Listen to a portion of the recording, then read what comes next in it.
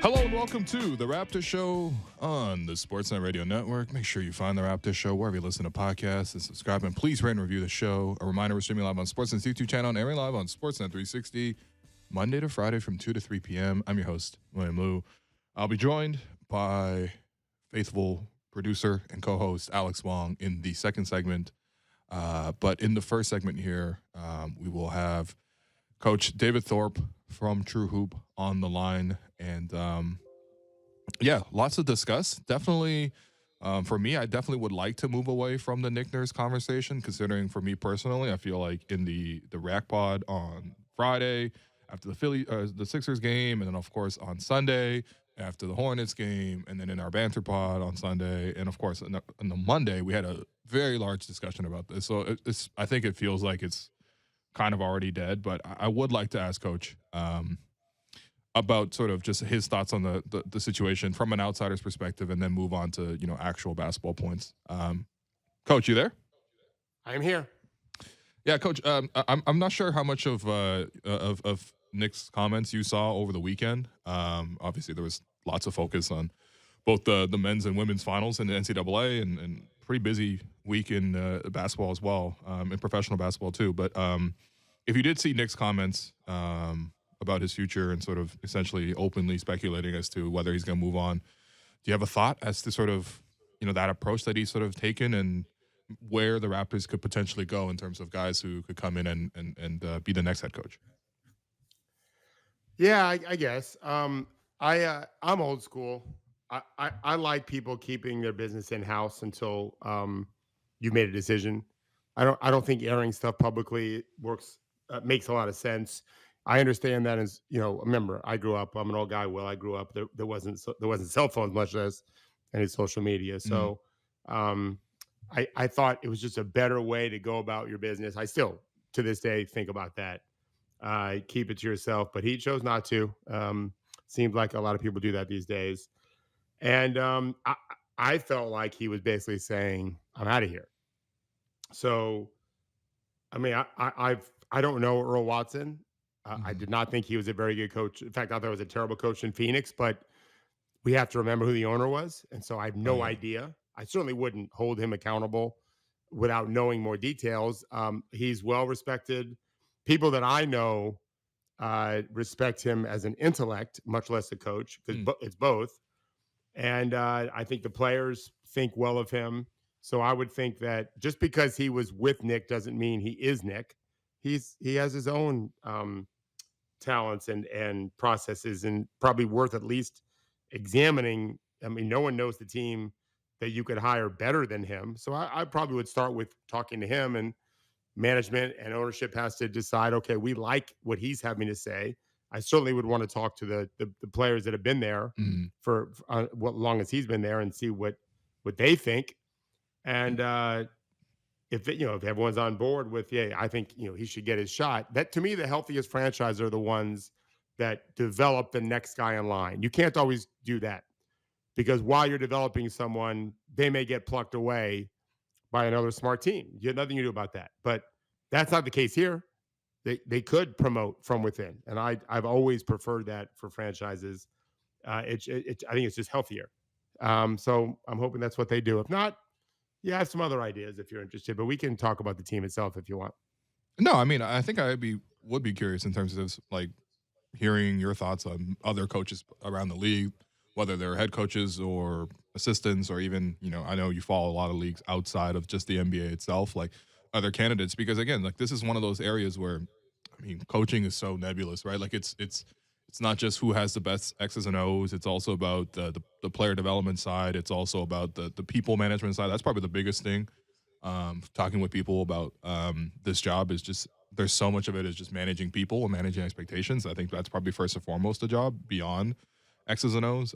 Obviously, be curious to hear your thoughts on that as well. But if there's other candidates, I mean, obviously, I think Earl is definitely a guy who is interesting, because with the Raptors assistant coaches, you're not allowed to talk to them for the most part.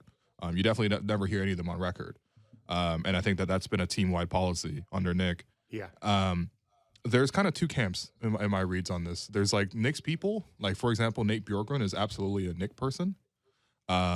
He even went to Indiana on Nick's recommendation, and then he flamed out after a year, and then he came back to Toronto immediately and got a spot right back, even though he was called a consultant. So there's Knicks people, and there's a couple other guys like that. And then, of course, I think there's other guys who I think have joined the program, and I feel like Earl is not quite a Nick person, in that sort of same camp, if we're sort of breaking it down. So I think Earl definitely deserves a look on that front. But who are some other candidates around the league that you think, could make that step up? Well, I'm not going to give you the canned answer of whoever the longtime assistants are at 20 different places. I'll give you two out of the box answers that would be home runs. The first, it seems impossible, but it wouldn't be the first impossible guy to get hired. Someone should offer Udonis Haslem a head coaching job. He's the highest paid assistant coach. He's not the highest paid because a few other guys. Garrett Temple makes about $5 million a year in New Orleans, and he does the same thing that Udonis does very, very well. I should add. The Pelicans people love him, but UD would be a game changer for that franchise. You'd have to get some help for sure. He wouldn't be the first coach that needed help. Yeah, in fact, that's kind of common. That even if you hired an X and O guy, you need someone like UD as an assistant coach. And if you hire someone like Udonis, then hire more of an X and O guy.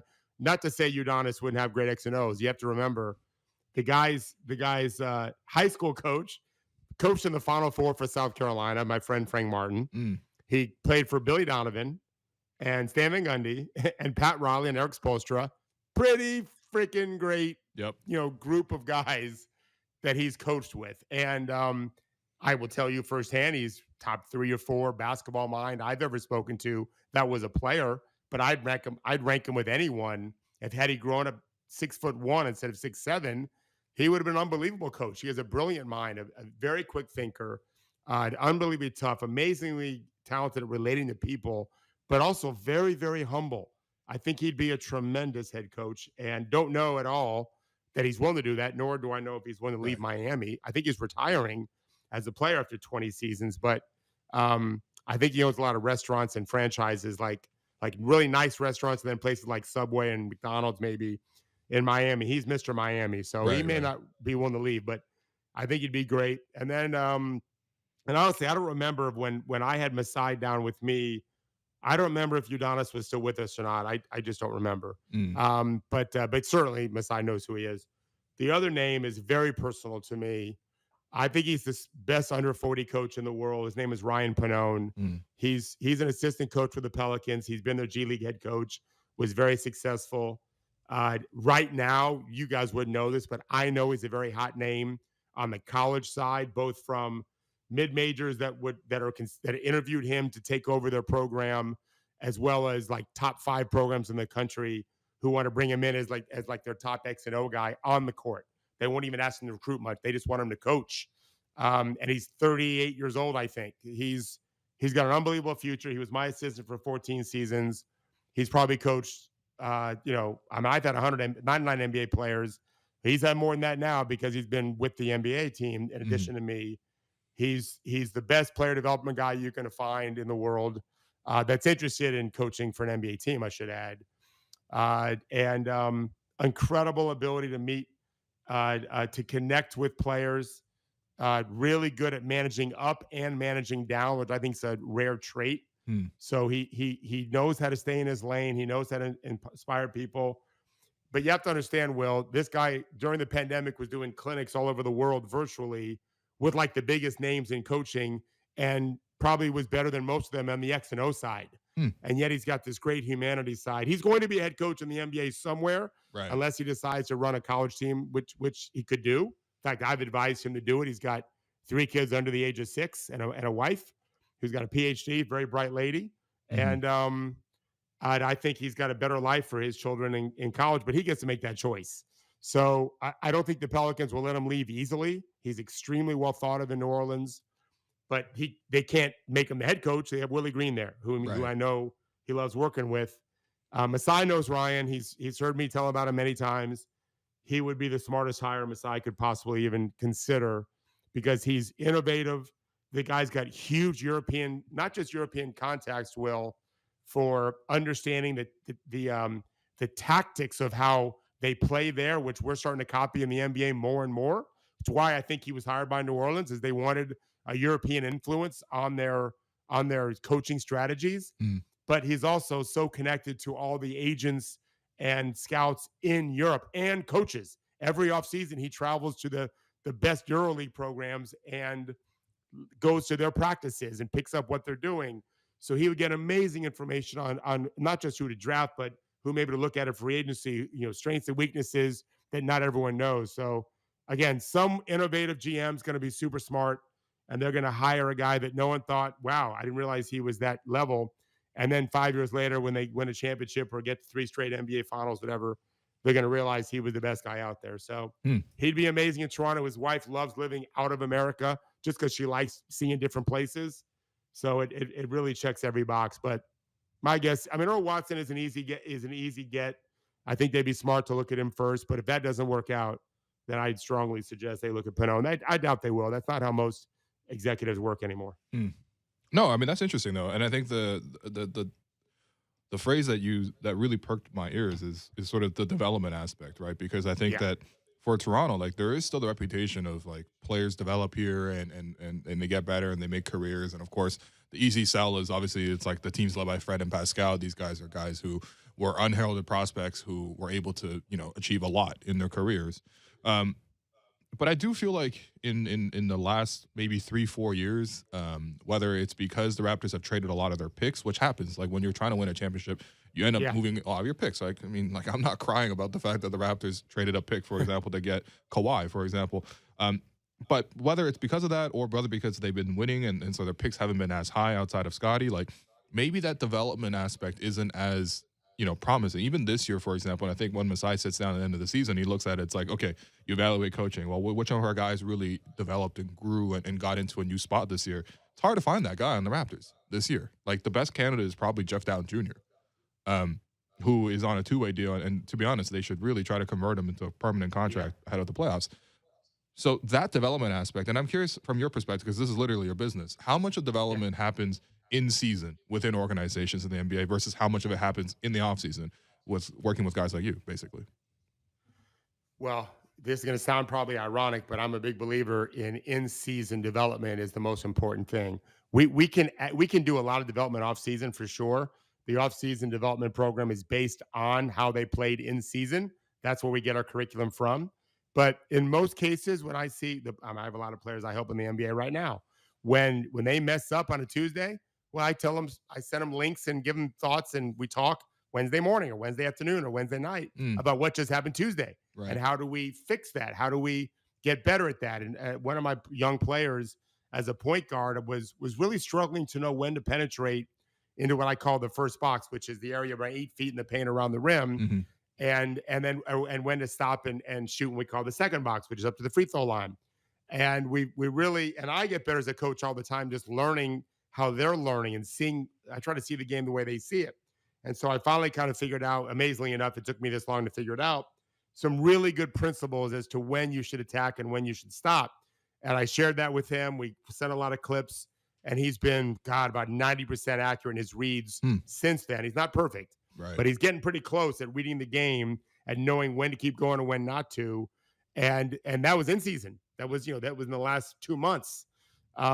So I think it's super important. And here's a real life example for the Pelicans.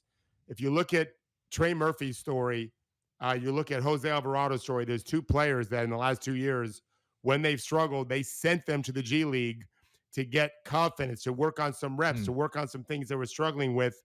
And then when they did well, they brought them back to the franchise in New Orleans, and they've never left. Well, who was head coach of the G League team then? Ryan Pannone. Right. Like, that isn't an accident. Trey Murphy was out of the rotation and then was sent down to the G League 3 or 4 games later after like a 30-point game. He's been back up ever since. This was last year. Alvarado was a 2-way guy that no one wanted to draft, obviously, and yet he's been a starter. He's injured now, right? But got to start with the G League. And if you watch them play like I do, those guys have a real trust in Ryan because he earned it. He helped them play better, which is really all these players care about. I don't care who you are, with very few exceptions. If you can help them play better, that means you're impacting their value, which means they're getting paid more money because of what you're doing. They will love and respect you. And that's where I think Pannone has a huge advantage over a lot of coaches today. They're coaching guys. They're not teaching them how to play. Ryan's old school. Maybe it's just because he was with me so long. Mm-hmm. This is my business, is helping guys get better, to build value, to get paid more money. And he's a genius. He's the best in the world, in my opinion. Hmm. And like I said, someone's going to be smart enough to give him a chance, give him a 3-4 year deal, and see, at least at the player development side, see what it does. But most executives just are afraid to do so, and that's fine. But Yeah, that's my opinion anyway. Coach, you gotta call Masai right now and just give him this pitch. I've given Masai this pitch. Okay, good. And he didn't seem to want to hire him. That's okay. I gave it David Griffin the same pitch, and he hired him. So all right, fair. There you go. All right. No, I mean, honestly, I really like talking about this subject. Last week I actually had a 45-minute chat with the Raptors 905 head coach Eric Corey, and he's very young in his career. He's like the first time he ever got a head coaching job. So kind of reflecting on the season, talking about the process of coaching is really fascinating. Unfortunately, we got to talk about other things beyond that. But there is something I would like to circle back to in regards to Udonis Haslem, who Miami was in town. And I'll circle back at the end of it, actually, because I want to sort of stay on topic here. So part of the reason I wanted to bring you on was sort of to look at Pascal Siakam's season, right? And I think we're really, when you really break down his year, I would sort of break it down into 3 blocks. I would say that there was the pre-injury, which obviously he started the season great. But in game 9 of the season, he gets hurt. So the first 8 games of the season, he was averaging 26 points, 10 rebounds, 8 assists per game. He was shooting 48% from the field, 36% from 3, and he was getting to the foul line 8 times a game. When he returned from that injury, which I think cost him 3 weeks, maybe just a little under a month, he actually hit the ground running pretty quickly, but he averaged 25, 7, and 6 on 48% shooting, 35% from 3, and 7.4 free throw attempts per game. That's after 40 games, so mostly that was okay, and honestly, that's phenomenal numbers. And then post All-Star, I think that's where we've seen a little bit of the slowing down process of him averaging 22, 8, and 5, and the majority of that comes down to the fact that his free throw attempts dropped from about 8 a game to about 4 a game. He's still shooting decently in terms of from the field, 47%. His three-point percentage has dropped down to 29. But, there is more of a noticeable slowdown in those 19 games. So, Coach, I really wanted to sort of ask from your perspective, like, what did he start the season doing really well? And sort of as the season went on, sort of where do you see some things where if there is some slippage? Well, I think that you guys are seeing it. Mm-hmm. The free throws is really direct. Your number of free throws normally is directly proportional to your speed and force of which you're attacking the basket, as well as the craft of taking the right angles, deceleration, change of direction, change of speed altogether, which is sometimes including a surge dribble, and then fakes. I mean, just to break it down, I'm sure like in the simplest way, this is what we teach all of season. And I thought he was really, really elite at that. Elite, I wouldn't say really elite. He was close to elite to start the season. Mm-hmm. And I just think over the course of time, which happens all the time, it's waned a little bit. There's other factors at play. Mm-hmm. My guess is, and I'm not a sports scientist, but my guess is if we had him, for example, if we tested him at P3 in Santa Barbara, Atlanta, prior to the season, and then tested him about 2 months ago, you would see a significant drop in whatever measures they're looking at. Right. As an athlete, quickness, deceleration, sudden starts, sudden stops. These are all things that I know he worked on in the offseason, like any good player.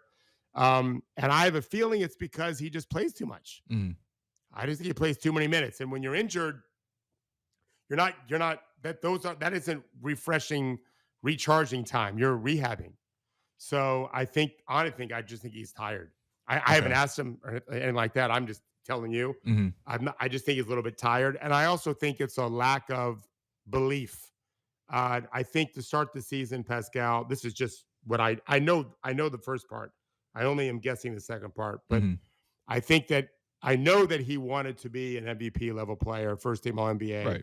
And I think as the team struggled, and this is not just about wins and losses, this is about a real disconnect. The franchise was wobbly.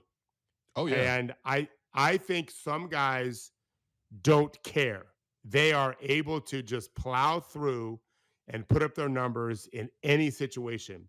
I don't think Pascal is one of those guys. That's not good or bad. In fact, I might even argue that's good. Mm-hmm. I think he's connected to his team because he is a very selfless player. You can look at it as his career number in assists this year, at least per 40, Yep. as an example of that.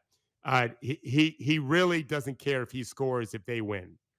And so when the team was, I just think, lost, I think it impacted his force. Right. And when Pascal is at his best, he plays with a force that is relentless and undeniable.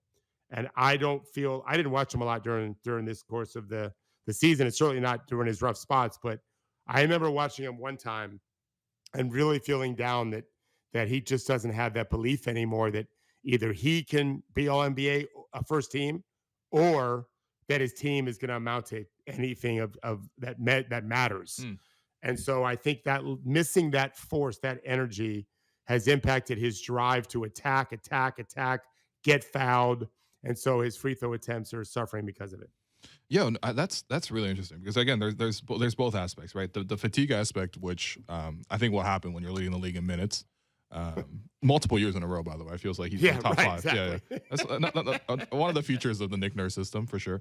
But I think the other aspect too that you're mentioning, the emotional aspect, again, like unless you're really working with these players and really getting to know them and all this other stuff, like I think that's the part that is lost in a lot of it. Like, of course, even the numbers look similar, right? I would say, like, you know, the start of the season when he was awesome, like when we just watched the first couple of games of Pascal before he got injured, it was like, man, what's Pascal gonna do like the next game? Because like even Kyrie was saying, he's like, this is who he is now. He's gonna be a walking triple double, right? And it was like 26, 10, and 8 with like and going to the foul line all the time and using a lot of fakes and all that kind of stuff. And sort of as the season wears on, you do see like, okay, he goes from that level to like still being productive. And no one would ever say 25, 7, and 6 with great shooting splits is anything other than effective and productive.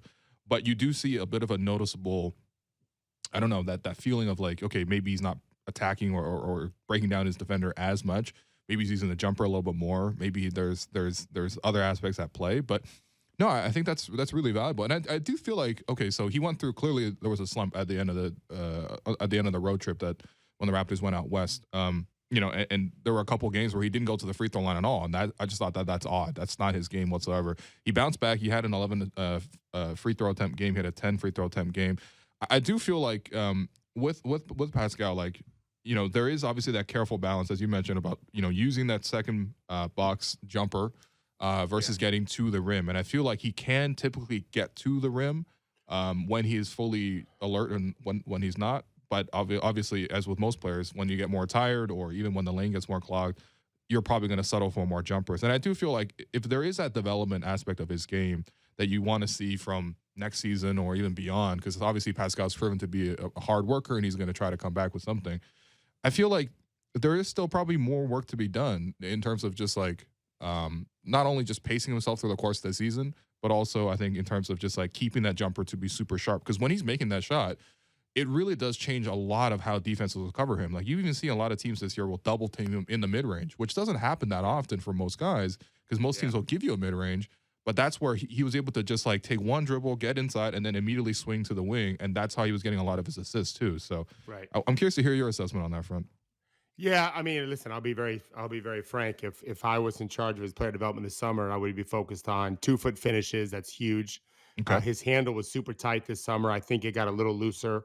I get back to really having an amazing handle, and then because you're doing off 2 feet, you want to make sure he's got.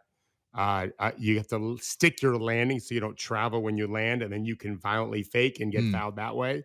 And then, of course, his 3-point shot. And I think he can be an 80% free throw shooter. But for whatever reason, there isn't the same focus. His free throw's a little bit weird.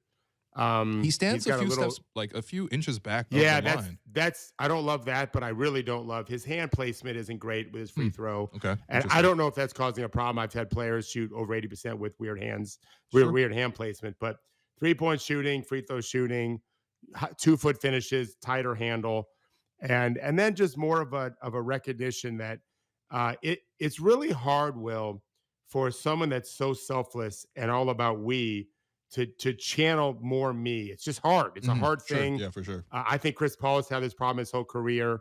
It's something I did worry about a little bit with Scotty Barnes because he is so selfless that way. He's handling it pretty well for his first 2 years anyway. Pascal, he wants to pass the ball. He wants people to be happy. He doesn't want to be happy alone.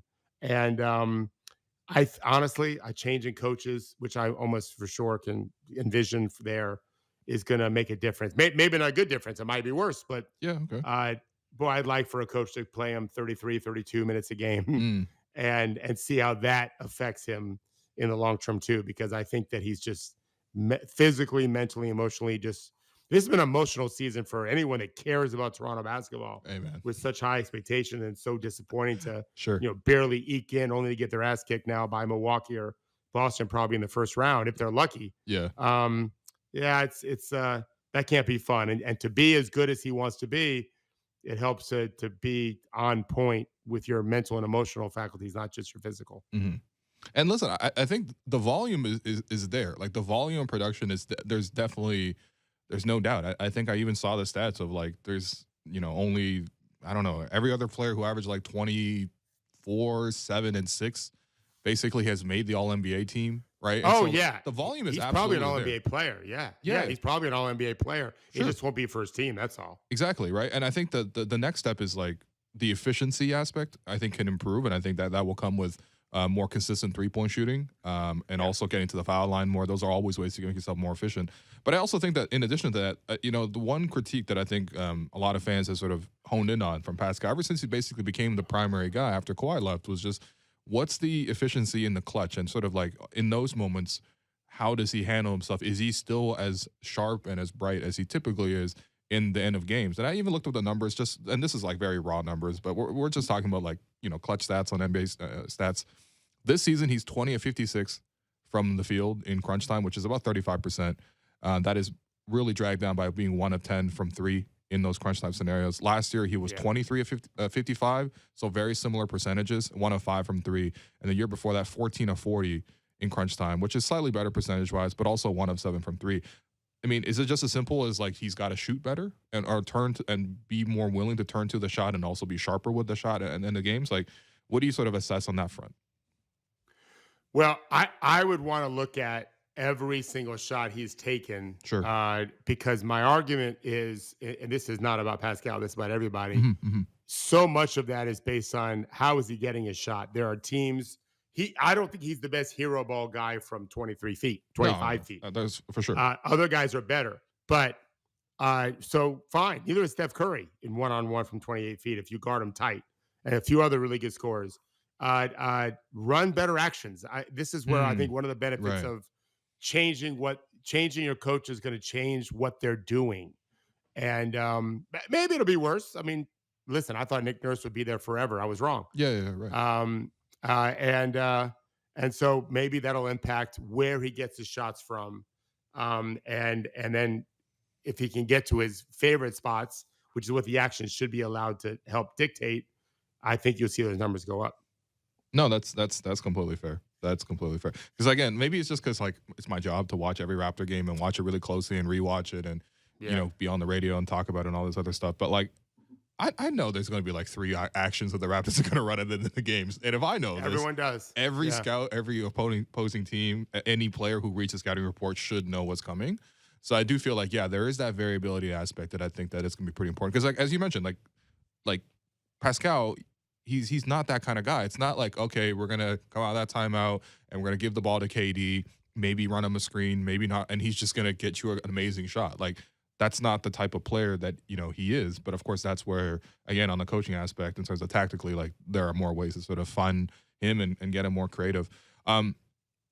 Coach, I wanted to ask you about the play-in aspect as well, just because, I was listening to the True Pod, which I think comes out 3 times a week now. Is it 3 now? We do Mondays, typically Mondays and Thursdays. Okay, so it's still twice. Yeah. But no, I mean, you guys had a great review of the Western Conference. I just wanted to ask you, I guess, real quickly, like, because Raptors are locked in right now, right? And they're going to play one of, if not 2 of, Atlanta, Chicago, Miami. Which of those matchups do you think the Raptors will probably fare best in the play-in, and which of those matchups do you think the Raptors will fare worst in? Listen, I know that you want me to have some really smart X and O or matchup thing. I'm telling you, almost always look it up. The team that shoots better has just an enormous advantage. Okay, and fair. it's one game. It's same as college. That's the scary part, Coach. This is why you want to be in the play-in. Like, I just I forget Boston's number. I heard Boston's number the other day. If they shoot 40% from 3 or better, Mhm. they're 30-1. So who cares about matchups? Yeah, well, In most cases, these right, right, teams right. are similar. So, I mean, I would tell you that my guess is they'd rather play Atlanta just because Miami's got Mm, Jimmy Butler, who's incredible, interesting. Yep, and Eric yep, fair. Spoelstra, who's incredible. I don't think they'd fear Trae Young quite the same. Quinn Snyder is just getting there. So Right. from that perspective, I would guess Atlanta, who is fine. I mean, Atlanta could easily beat anyone. Yeah, I think Atlanta's been within one game of 500 for like 75 consecutive days, yeah. 30 some odd games. And the funny thing It's is, the Raptors have incredible. been within one game of Atlanta this whole time as well. Yeah, So it's unbelievable. Yeah, you just can't get parity. over That's what them. we have. Yeah. Yeah, I think for these teams, they've got to be excited about playing. I'm not sure any of those three teams would be, Mm, knowing who you're going to have to face, and it looks like probably Milwaukee or Boston. Either way, you're lucky to get 5 games from either of those two teams, get to 5, yeah. and so you got to be excited just to get to that point. And I don't know that they will be, but and also with Nick Nurse last game potentially there'll be some emotion there. Yeah, I think the best thing for Toronto is just to try to play the string out, playing the best basketball they can. They've been playing better for sure, Uh huh. and that builds, because even if you change coaches, you're not going to change a lot of your core. No, In of fact, you're course. not going to change much at all of it. So Yeah. that gives them some momentum going into next year, which I thought you had last year, and it didn't materialize. And so the hope is that it'll be there next year. Yeah, no, that's fair. Okay, coach, to wrap up, because you've been very generous with your time as always. Yesterday I was thinking about, having you on and sort of thinking about what I was going to talk to you about. And I don't know if it's just because the Raptors have been, kind of dry this year, quite frankly, outside of the drama aspect. So I was like, you know what? Why don't I read a little bit more from your book, Basketball is Jazz, and just see what pops out at me. So first and foremost, I didn't know this about, but I really wanted to ask this. You worked with Jianlian? I did. Yeah. Yeah, Okay. one of my favorite players ever. Yeah, I Okay. love Can you that give me guy. some Jianlian stories? This is only for the substantial amount of Chinese listeners who I think are in the, Oh in the yeah, GTA area. Yeah, I got to hear about I, my goat. I got I got a bunch of great ones. Okay. All right. Let's First of go. all, during the lockout, he had Hanukkah at my parents' house when my dad was still alive then, Uh huh. and he had no idea what Judaism was, Sure. Yeah. Yeah. and we were Jewish, quote around the ish part, Right. but Okay. we certainly have always celebrated. We're doing Passover Seder tomorrow night. Okay. He hung out with my kids. He was just delightful. Um, I have a really good story to tell you, but another funny one was I have not eaten an authentic Chinese restaurant. I thought I had, but Mm, I knew mm. with him I really hadn't. Since him, by the way, I've coached another Chinese player that still plays over there, and he turns. I told him our favorite Asian Chinese restaurant in the area here, Hmm, hmm. which is fantastic, and he ate there every day. He said it was his favorite one. Wow. But I took him to PF Chang's as a joke, Oh, nice. and it Nice. was just so funny. He and I had a great time. But more importantly, first of all, he's a thoroughbred, and I mean that in a good way and a bad way. Okay. His body was so incredibly unique and talented and special. He blew. I had 10, 15 NBA players on the court with him. They were blown away with his ability. Blown away. He Right. could dribble like a guard. He could shoot. He could shoot like a guard. He was unbelievably strong and fast and quick and agile and coordinated and balanced. It was a freak show. It was crazy. Hmm. Our players would just be. He was just a human highlight reel in our work, in our skill drills every day. So hardworking, and here was the issue though. He did get hurt a lot, like a thoroughbred. His body was so Okay. finely Right. tuned. For the NBA, I don't know how it was in the. I know he was a great player in China. I don't Hmm. know how often he was hurt there, because I didn't talk with him when he was over there. But when I first started helping him, I realized he doesn't know how to speak English. He's faked it all these years. Because I Right. came in, he was probably in year 4 or so. I don't remember exactly how many years, but he was not in Milwaukee anymore. Hmm, hmm. He was faking it. He didn't know how to speak English. And not only that, and I was so upset with it. His agent was my friend Dan Fagan. He died. I was very upset that they didn't realize that he didn't speak English. And so I felt so badly for him. The other part is everything was so foreign to him on the court. All Right. these players. So one thing I had him do. It's one of my favorite stories about him. I had him pay attention to college during the course of the season, because I said these future, especially if you watch, the SEC, Big Ten, Hmm. ACC, these guys will be playing against you in the future. And so, like a year or two later, we were still working together, and we were going through a breakdown before one of his games that night, and I mentioned one of the players. And I don't remember who it was, but it might have been Elton Brand. And he's like, yeah, I played at Duke. Like he knew. Okay. He said it to me on purpose with a smile on his face. Like he knew. I could tell he was smiling. He laughed. Like he kind of giggled. Mm-hmm. He did it. He took it seriously. He paid attention to where these players were from. It's a privilege that our American players have that they don't even realize is sure, a privilege. Yeah, of course. That they have a feeling for that stuff. So the other thing was, I did some research, as I always do before I get a player. His given name is Jianlian. Mm-hmm. Right. Yeah. And in China, they list you, as you must know, mm-hmm. by your parents' name, but they don't call you that. Yeah. No. He doesn't. No one's calling him E. No one was calling Yao. He was Ming. Yeah. Exactly. Yeah. And so I have a rule with my players that I coach. I call them what their mom calls them. Yeah, that's fair. This is not for Chinese players, for every player. Mm-hmm. What does your mom call you? Because a lot of these guys have nicknames. I'll call you whatever your mom calls you, with maybe one or two exceptions where it was just a silly nickname. I wasn't going to do it. And he said, my mom calls me Jianlian. Mm-hmm. My friends call me Lian. Mm-hmm. So I remember calling Tommy Shepard with the Wizards. He was number 2 then. He's the president now, vice president, whatever. He's the top guy. When they got him. And I said, listen, don't call him E. That's not his name. Right. That's his parents' last name. If you're his friend, he'll let you call him Lian. Mm-hmm. I normally call him Jianlian. Mm-hmm. And I loved learning that. And I got so mad that no one in the NBA ever bothered to speak up about it. It really, to this day, it bothers me. When we should ask these players what they want to be called. And it really bothered me about it. But he was a delightful, hardworking young man. In fact, he offered Ryan Pannone the head coaching job for like his training academy. I got Ryan a job in China. And he went there and had meals sometimes with Jianlian. They weren't on the same franchise. Okay.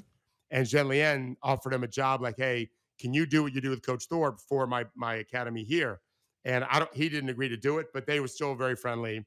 And the last thing I'll tell you is I got him prepped for the Asian Games the year before the Olympics. And we talked before every game, just like we did if it was an NBA game. And we watched tape and all of that. And I said to him, if before the finals, young man, you're going to win the championship today. You're going to win the Asian championship. And I said, you're going to carry your country's flag in the Olympics in London, because China, unlike America, tends to pick their most famous athlete. We tend to pick, the bobsled or whatever, typically. Mm-hmm. We don't typically pick too many famous ones. And he won the MVP. They won the Asian championships. He texted me afterward and said, Coach, you really think I'm going to carry the flag? I said, I do. Man. And so fast forward a year later, obviously I helped him all year. I was at my parents' house to watch the opening ceremonies on tape delay, but I was there earlier in the day. And he sent me a text with a picture of him with the flag as they were about to walk into the stadium. Wow. And it was that's amazing. Yeah. Amazing stuff. He was just an amazing young man, so hardworking, so generous. Yeah, I was a huge fan. And he was a failure of the NBA. He didn't fail. The NBA failed him from day one in Milwaukee. They just didn't understand how to deal with him. Just his culture, also his body was a problem. He probably needed to get better doctors and better work to deal with that thoroughbred body that he had. But it was one of the most spectacular athletes of my life. And I live in Florida, where we have him everywhere. Wow. He had 7 feet tall. He was special. No, that's great to hear. Honestly, it sucks that whatever, like Yee's career in the NBA didn't pan out for those reasons you mentioned, but it also just sucks that even if you search his name for today, for example, it'll just autofill chair. And I feel like that story sort of took on a life of its own. And I feel like especially when you don't really have that big of a footing in the league, like those type of stories and those little parables, I think really go a long way. Yeah, it's unfortunate. Although the chairman, I am fond of that nickname for problematic reasons. Last thing, Coach, yeah, I just wanted to tell you, so your guy Udonis Haslem, who you write about a lot of time in your book, and you talk about him a lot. Yeah, I just saw him come in with the Heat, I think last week, and he pulled up pregame, and I'd never seen a player do this before, but he had like an XL. I guess Starbucks, they don't really say XL. I suppose like those big cups, the venti cups. Yeah.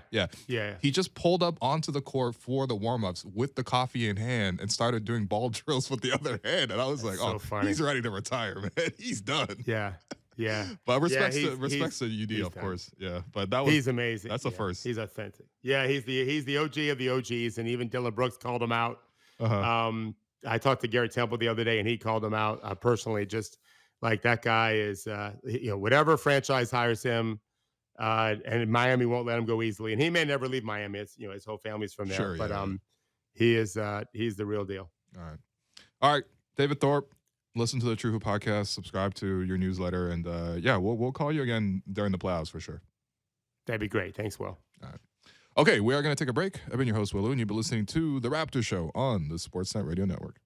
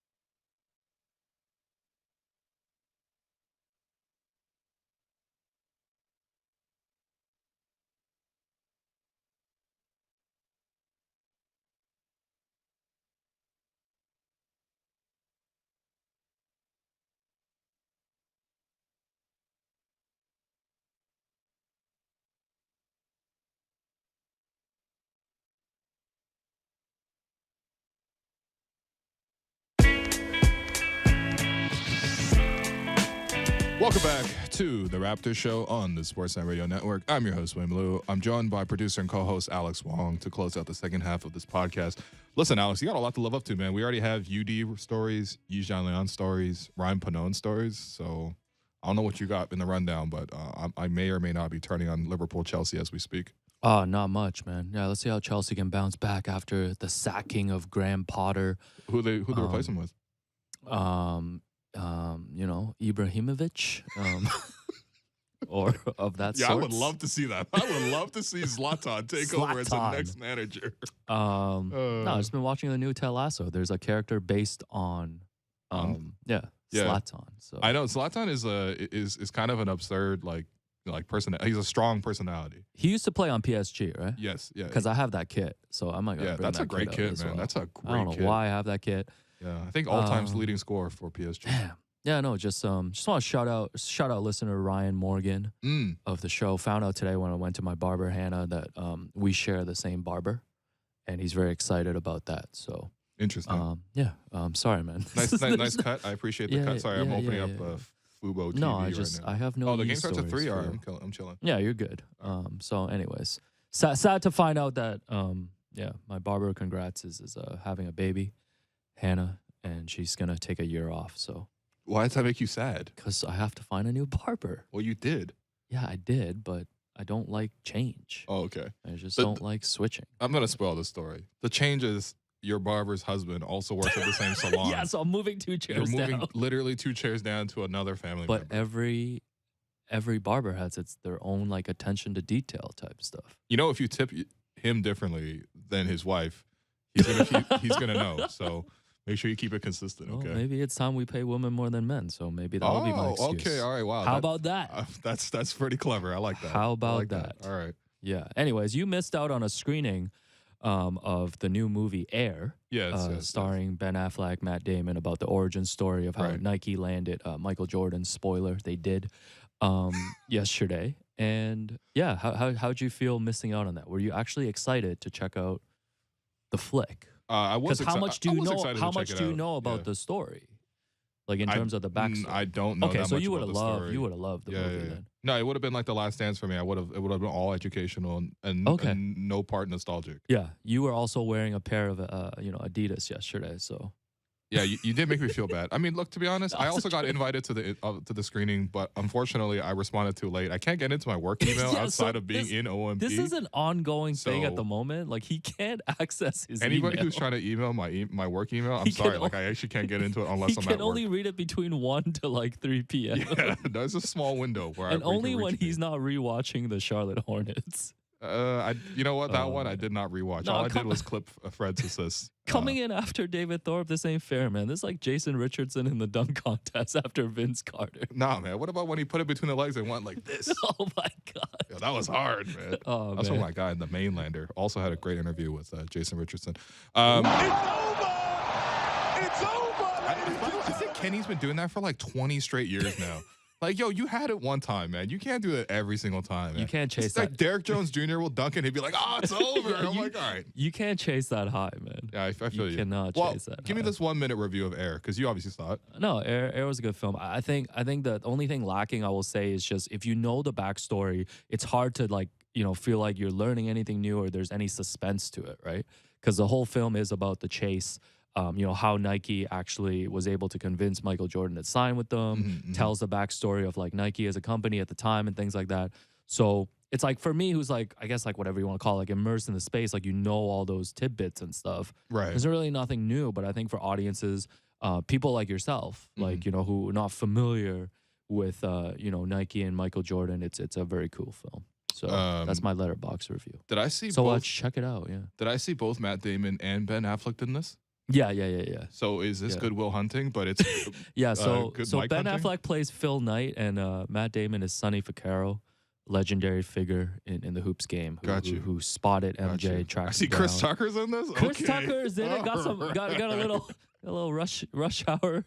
Vibes. How's Chris Tucker looking these days, man? Chris Tucker, like all of us, is aging. Is he ready to do? Is he ready to do a movie with Yeah, with there Jackie? has been lots of floating rumors for years now of Rush Hour Bro, 4. you don't understand. Nothing has been teased more than Rush Hour Yeah, 4 and in my lifetime. I man. am on record to say we don't need it. Yeah, we don't. That's we what I'm don't saying. need It sounds like a threat. They think it's a tease. It's a threat. It's like a Don't play-in make it. tournament. We don't need it. Enough. Enough. I've also discovered recently. I don't think I've ever watched Rush Hour 3. Exactly. Yeah, they were Because in, 1 they and were 2 in are Paris. good Is that what you enough. said? They were in Paris. Yes, they Okay. were in Paris, and I Okay. think at one point they jump off the Eiffel I Tower have and they're holding never. a flag. Okay, land. I have don't never know, man. watched Rush Hour 3. So Yeah. get on that. Mm-hmm. Banter pod coming soon on that. All right. Anyways, play-in tournament. Play-in watch continues tonight. Atlanta is at Chicago. Miami is at Detroit, and the Raptors are playing the Hornets. So preference tonight: Bulls win, Heat win, Raps win. No, Pistons win. Yeah. So there's a chance for the Raps to move into 8th tonight Right. if Atlanta loses, and if Miami loses, then Toronto would be 1 game back of Miami for 7th with the tiebreaker. Interesting. I never And even the considered the Raptors could move up to 7. 7th is. I mean, I don't think you need to consider it that hard. I'm considering. I man. don't think it's going to happen, especially because the Celtics added Justin Champagny right, to For their him, man. roster, so we'll you be see seeing him. his twin had a really nice game for the Julian? Spurs. Julian Champagne. Sorry, man. Yeah, you making his name so French, man. He might have played at PSG too, man. This guy might have been. This might have been the right back behind shouts to the Zlatan. Champagnes, man. Shouts to the Champagnes. And now great interviews. it's time for Between the Lines, brought to you by Bet Rivers. It's a whole new game. The Toronto Raptors wrap up their back-to-back series in Charlotte tonight, and they are favored by 14.5 points for the Raptors. 14 and a half whole points. I mean, okay. I Charlotte guess Hornets. not whole because 0.5's in there. Charlotte but like Hornets 14 points. Injury Man. report: the following people are out: LaMelo Okay, Ball, yeah. Gordon Hayward, Cody Martin, Kelly Oubre Jr., Terry Rozier, PJ Washington. Mark Williams is doubtful. Dennis Smith Jr. is questionable. For the Toronto Raptors, Precious Achiuwa has been added to the injury report with a non-COVID illness. He's questionable. OG is questionable with a mild left ankle sprain. Will Barton is probable. And for those keeping track, Otto Porter remains out with a second toe dislocation. Raptors Right. minus 14.5, must win in terms of the play-in context. Who do you like tonight? Man. It's a lot of points, but I mean, I think you still got to take the Raptors. Honestly, like it's just like when you read out the injury report for Charlotte, like, do they have to make a specific injury for each one of those guys? Because you know some of those guys are like fit to play, but not fit to play. Oh, yeah. Or at the end of the There's season. a lot in of tanking in this progress. stretch. Lots of Kai Jones coming up tonight. Man, Lots of, point of attack defense on Bryce McGowan's will be one of the Look, 3 keys to the game. if Svi doesn't hit like all the jumpers in the world, if like Svi last doesn't game, break Klay Thompson's record tonight. no, he was legit looking like Clay in that game. It Yeah. was actually really impressive. So we're Good for liking Svi. the Raptors to complete this 2-game sweep and Yes, I am definitely liking and that. move over 500. I'm move not over gonna lie. As a producer, you gotta have balloons in the studio for tomorrow. Okay, Please. we'll check the Raptors And if they show budget. don't win tonight, Yeah. if they don't win, Okay, here's it's gonna be an angry Oh. rap pod, man. I can If see it in they- the forecast, man. if they don't win tonight, tune in at 2 p.m. tomorrow. It's gonna be No, it's tune gonna be in. a good time. Yeah, tune in. Well, I guess to But the tune in podcast if they win feed. as well. Has anyone said tune into a podcast feed? Yeah, tune in the before? podcast Yeah. feed. By the way, the game is on 680 tonight because the Jays are on Sportsnet 590. The Fan. Right. Got you. And you can also catch it streaming on sportsnet.ca, and also we'll have his React Pod on the podcast feed after. That's correct. Okay, well, that was Between the Lines, brought to you by Bet Rivers. It's a whole new game. And that does it for today's episode. I've been your host, Will Lou, and you've been listening to The Raptors Show on the Sportsnet Radio Network. Make sure you find The Raptors Show wherever you listen to podcasts and subscribe, and please rate and review the show. Thanks once again to David Thorpe, producer and co-host Alex Wong, our board producer Derek Brandale, and Jennifer Rona for helping with the YouTube stream. We'll be back to talk to you again about the Raptors tomorrow.